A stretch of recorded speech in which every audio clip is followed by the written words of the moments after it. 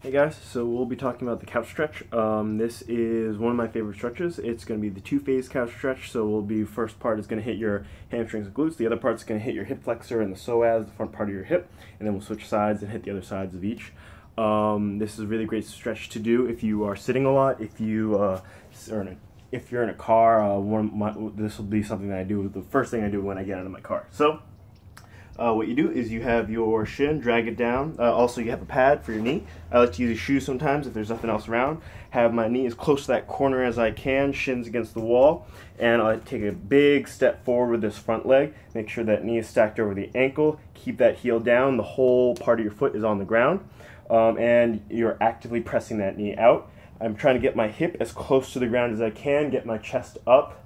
So I'm really working to make sure that hip is fully extended back here. Should be a little bit of a stretch here, but mostly in this glute, in this hamstring, press that heel into the ground, push that knee out. I like to take my hand, staple that foot to the ground, use my elbow to press that knee out. And what I'll do is I'll spend the first minute, so we'll be spending 4 minutes on each side.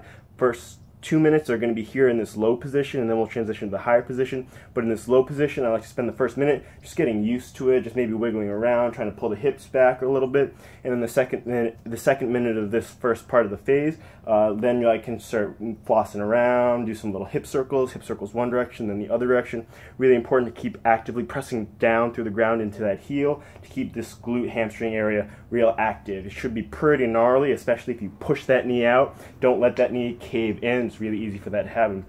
Then once you finish those first 2 minutes, you will walk your hands up onto the knee, kick back, and in an ideal world, you'll get your butt, shoulders, and head all touching the wall at the same time while squeezing that butt. Make sure you pull the rib cage down. The only two things I care about is that the rib cage is down and your butt is squeezed. Well, three things.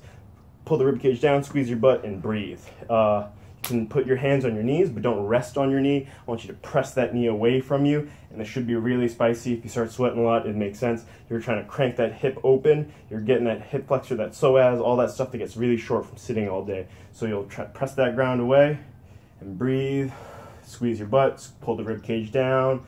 No banana backs here, so keep it nice and tight. And if you want, you can go put those arms overhead and do some side bends left and right, but make sure you keep squeezing that butt and keep breathing. If you start making a stinky face, you're not breathing. So once you hit 2 minutes on this low position, 2 minutes in the high position, you can roll off the wall, shake it out a little bit, maybe pop into a squat, and then switch sides. Have fun.